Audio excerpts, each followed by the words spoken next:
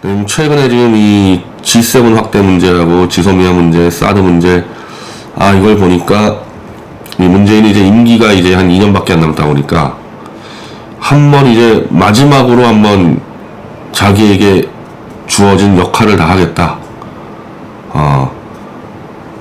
자유통일을 막고 대한민국을 친중 4대주의 국가로 복속시키고 김정은 세력과 연방제를 해보는 마지막 시도를 안 하겠어요, 문재인이 이제? 총선 때문에 참고 있었는데 총선 때 예상치 않은 압승을 하고 총선 이후에 보수는 무너져가고 이 기회를 문재인과 김정은이 최대한 한번 살려보겠죠. 그래서 그 징조들이 지금 좀 나오고 있습니다. 일단 이게 다시 이제 시작됐는데 이 지소미아 이 종료 문제가 원래는 이거 총선 때 한 판 벌리려고 했잖아요. 총선 때 지소미아만 깨서 승부 걸려고 했었는데 굳이 그런 위험한 카드를 쓸 필요가 없을 정도로 2월부터 미통당이 무너져 갔기 때문에 그 카드 안 썼죠. 총선 때 한번 해보려다가. 근데 예전에 제가 유튜브 연합회하고 간담회 할 때 그거 갖고 지금도 뭐 음해하는 사람들이 있는데 그때 이 작년가 8월이죠. 제가 그런 얘기 한 거거든요. 총선을 이겨서 박 대통령을 석방시키고 탄핵 무효한다는 얘기는 실현 가능성이 없다. 만약에 보수가 총선을 이기는 상황, 문재인 정권을 위협할 정도로 이기는 상황까지 가게 되면 문재인은 수단과 방법을 가리지 않고 선거판을 뒤엎었을 거다. 그 부정선거라는 게 개표 부정만 있는 게 아니거든요. 실제로 부정선거라는 거에 대해서 원래는 금권, 관권 선거를 얘기하는 거죠. 대한민국에서 20하고 이후로 개표 부정을 얘기하는 경우는 없었어요. 그거 시도한 사람도 없고. 근데 수많은 각종 이제 특히 여권에서 금권 선거, 관권 선거 플러스 외교적 마찰을 뭐 일으킨다거나 그런 것들을 수도 없이 하지 않았습니까? 저는 그게 이제 지소미아 종료도 문재인이 총선이 혹시 위험해지면은 이 카드를 썼을 거라고 봐요. 근데 굳이 뭐 자기들끼리 자멸하고 있는데 이 카드를 뭐하러 쓰겠습니까? 문재인이 총선 때 썼던 카드는 보수 야당을 무너뜨릴 때 쓸 때 카드는 개헌을 던져버린 거예요. 개헌을 던져서 총선 앞두고 이 김무성 패들이 개헌에다가 사인하고 설치면서 야당은 집권 여당을 교체해야 되는데 이것들 말하면 총선 이후에 이거 뭐 공사나 내각제 개헌 들어가네? 이렇게 되니까 정권 심판론이 완전히 희석돼 버린 거 아니에요? 그것도 정치 공작이에요. 그 정치 공작에 그냥 넘어가 버렸죠. 이 김무성 패거리가. 그게 아주 약한 단계의 정치 공작인데 그걸로 끝나버렸기 때문에 뭐 더 쓸 필요도 없었다는 겁니다.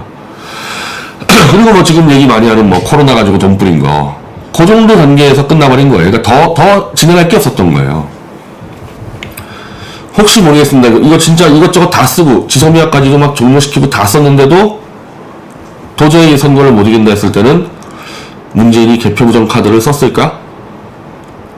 그건 뭐 염두에 둘 수 있지만은 이게 실천하는 데는 이 개표 부정이라는 거는 너무 어렵다는 게 이번에 다 드러나잖아요. 선관위는 30만 명의 외부인이 참여하는 그런 매머드 열린 조직인데 문재인과 선관위원장이 만나가지고 개표 부정한다. 이건 안 되는 거죠, 사실은. 그것 빼고는 아마 다 썼을 거라고 봅니다. 그것 빼고는.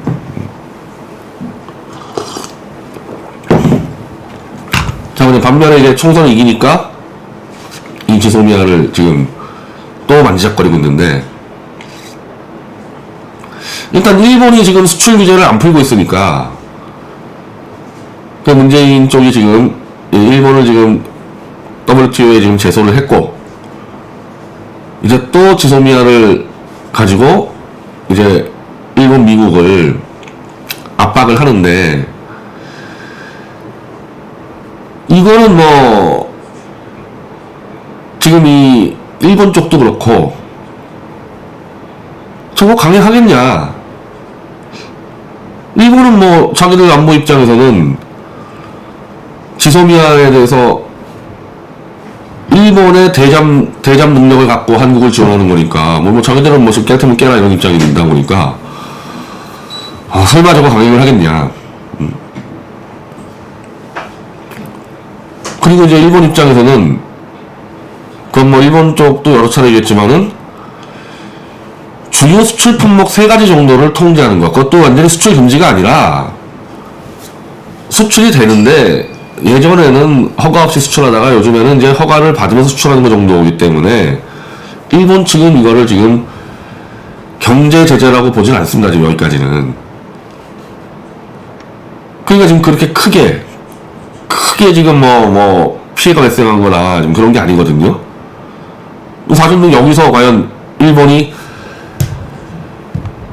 문재인 쪽이 지소미아를 종료시켰을 때 일본의 경제 보복이 지금 시작도 안 했는데 당연히 더 커질 수가 있죠. 그러니까 지금은 이제 누가 먼저 깨냐 지금 이렇게 보고 있는 건데 가장 그래도 좀 상세하게 쓴 기사를 제가 좀 찾아왔는데 헤럴드 경제기사 양쪽 다 이렇게 추가 대응은 하지 않을 것 같다 지금 이렇게 지금 얘기를 하고 있어요. 근데 과연 그럴까?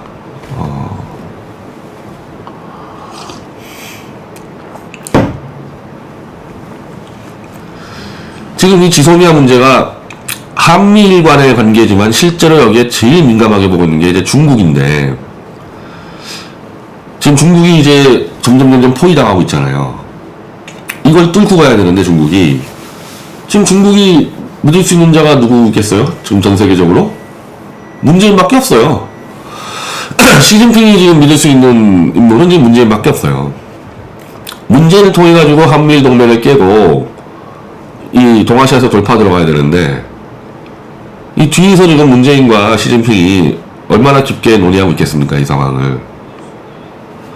그랬을 때는 일본의 수출 규제 핑계대고 확 깨버릴 수가 있는 거죠. 문재인의 이득보다는 중국의 이득과 중국의 입장을 고려해가지고 확 깨버릴 수 있는 거예요. 저는 그 가능성 충분히 있다고 봅니다. 그리고 만약 그렇게 되면 이제 일본은 단순한 이제 수출 관리 강화가 아니라 본격적인 경제 보복을 시작할 수가 있죠. 어차피 지금 이번에 G7 얘기도 그렇게 돼 있는데 결국 중국의 약화를 타고 일본과 대만이 아시아의 패권 경쟁을 지금 붙어 있어요. 한국은 이미 뭐 거기서 아웃됐고 그런 판에 일본이 한국을 치면서 자기들은 아시아의 영향력을 확대하고 미국의 힘도 혼자 다 발휘하는 그런 지금 복잡한 이제 국가들 자국의 이익을 갖고 지금 이 전쟁이 벌어지는데 한국을 호구 삼을 수가 있는 거죠. 일본 입장에서는. 그래서 지소미아를 깼을 때는 단순히 이제 미국의 압력을 떠나서 일본이 지금 예상하는 것보다 훨씬 더 강경하게 나올 수 있습니다. 참 이런 것도 지금 이 지소미아를 지금 문재인이가 뭐 깨고 말고 할 때 지금 영향력을 행사할 수 있는 방법이 없다 보니까 참 답답한데 2판 3판 깨고 한번 들어갈 수 있다는 겁니다. 그래서 지금 한국 언론이 보도하는 듯이 설마 깨겠냐 그러는데 아니 지금 국제정세로 볼 때는 충분히 깰 수 있어요. 얼마든지 깰 수 있습니다.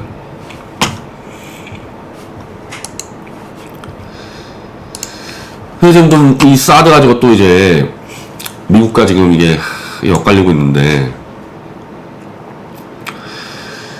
지금 사드 이번에 이 장비 교체 문제에 대해서 이미 우리 군은 한국군은 성능 향상과 전혀 관계없다. 그냥 노후된 부품 교체했다. 지금 그렇게 설명을 하고 중국에다 대고 그렇게 미리 사전에 보고했다고 이제 발표했잖아요. 근데 미국은 그게 아니고 데이비드 이스트먼 미 국방부 대변인이 성주 사드 기지에 새 장비를 반입한 것과 관련해 미국과 동맹국들에 대한 어떤 위협에도 대응할 능력을 향상시키는 차원이다. 한국 국방부는 이미 사드 능력을 향상시키는 게 아니라고 중국에다가 사전에 알렸고 중국의 재간을 받았다고 설명했는데 미국 국방부는 사드 능력을 향상시키는 차원이라고 말을 해버립니다. 일단 이거 이상하죠? 사드는 분명히 대한민국을 지키려고 미국이 가져들어온 미사일 방어 시스템인데 우리가 미국한테 대고 미사일 성능을 더 높여달라, 방어 성능을 이렇게 얘기해야 되는데 우리는 중국에다 대고 절대 그 성능을 높이는 게 아닙니다 해가지고 엎드려 빌고 미국이 오히려 성능을 높여주고 있다. 그럼 이거 지금 현재 정상적인 이 주권 국가가 아닌 거죠. 정상적인 주권 국가 아닌 거예요, 이거는. 예전 뭐 이제 조선시대, 이제 명나라 섬기고 다녔던 거의 뭐 조선시대하고 지금 비슷하게 돼 있는 거죠, 이게.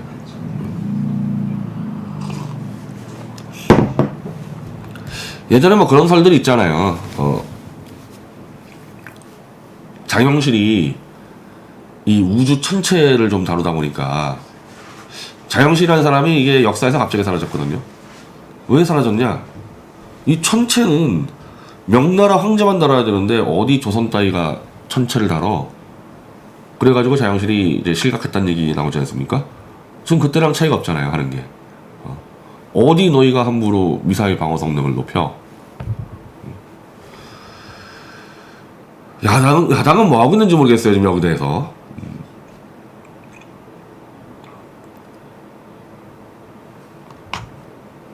자, 그리고 자유아시아 방송에서 또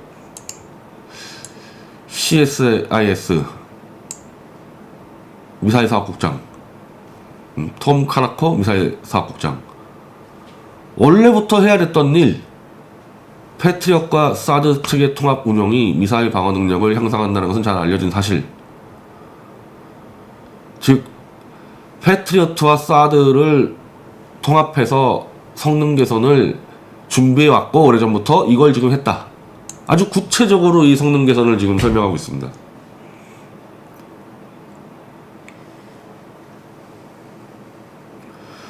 그런데 국방부의 공식 발표, 대한민국 국방부의 공식 발표는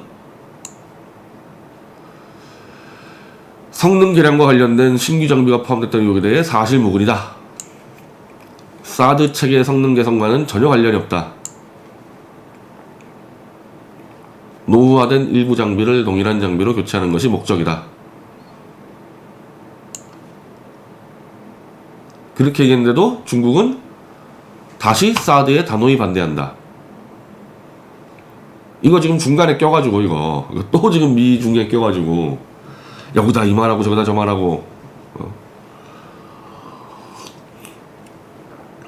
원래 늘 그래왔지만은 이제 총선 이후에 문재인을 제어할 수 있는 지금 견제 시스템이 무너진 상태에서 문재인 집권 2년밖에 안 남은 상황이다 보니까 이제 굉장히 위험할 수가 있는 거죠. 2판 4판으로 밀고 갈 수 있다는 거예요.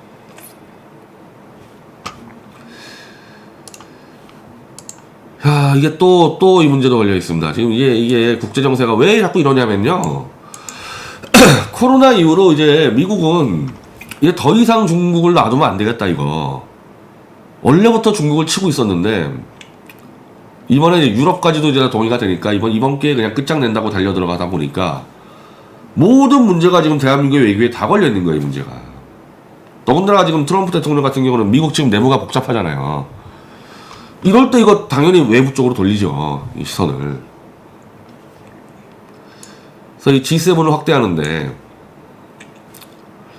문재인이 덥석 중국 견제용 G7 확대에 참여한다는 의사를 표명해서 보수 쪽에서는 무슨 문재인이 갑자기 또 친미가 됐다 뭐 환호하는 또 사람들이 있는데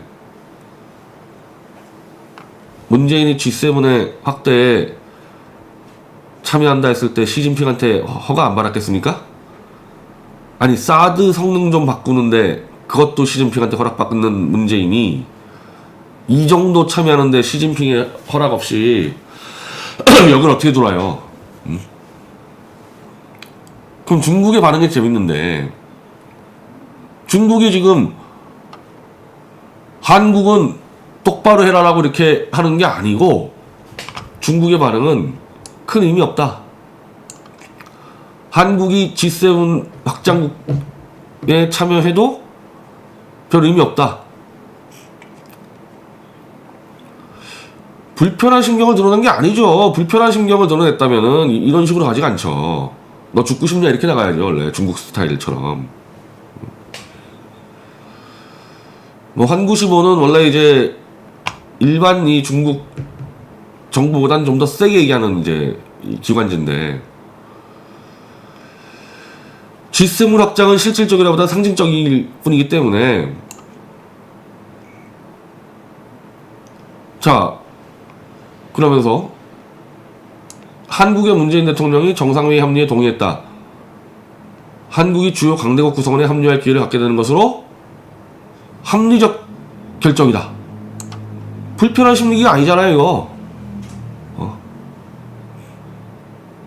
한구15의 사설에서, 원래 한구15는 중국 외무상보다 훨씬 세게 얘기하는 데거든요. 그러니까 중국 외무상이 하고 싶은 얘기를 대신해 주는 게 한구15인데, 만약에 불편했으면은 문재인 너 죽을래 이렇게 나온다니까요. 원래 그런 정도의 저질 신문이에요, 한구15는. 근데 문재인의 아주 합리적 결정이다. 다만 한국은 국제 무대에서 행사할 수 있는 영향력이 크지 않다. 별 의미 없다.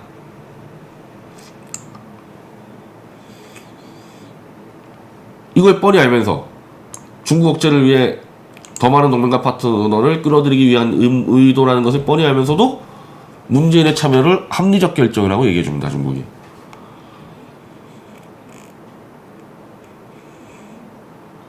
지금 거기에 이제 러시아, 인도, 호주, 한국 참여인데, 이게 지금 간단한 얘기가 아니에요. 지금 러시아는 어떻게 보면 중국에 붙어 있지만은, 실제로는 이 패권 싸움으로 가게 되면은 중국이 무너지면은 가장 큰 수혜를 받는 나라가 러시아거든요. 같은 전체주의 국가로서 붙어 있지만 언제든지 중국 뒤통수를 칠 수 있는 나라고, 인도는 중국과 한판 붙을 수 있을 정도의 잠재를 갖고 있는 나라고, 호주는 범아시아에서 가장 반중적인 나라죠. 중국을 가장 싫어하는 나라죠. 이런 나라들, 더군다나 이제 만약에 이제 태평양에서 미군이 들어오게 되면은 호주 역할이 가장 큰데, 이 네 나라가 이게 간단한 나라가 아니라니까요, 이게. 한국은 이제 쉽게 얘기하면 중국의 이제 현재는 중국의 꼬봉이지만, 만약에 한국에 자유통일 정권이 들어서게 되면은 중국의 뇌를 때려버릴 수 있는, 베이징을 때릴 수 있는 가장 가까운 나라거든요, 한국이.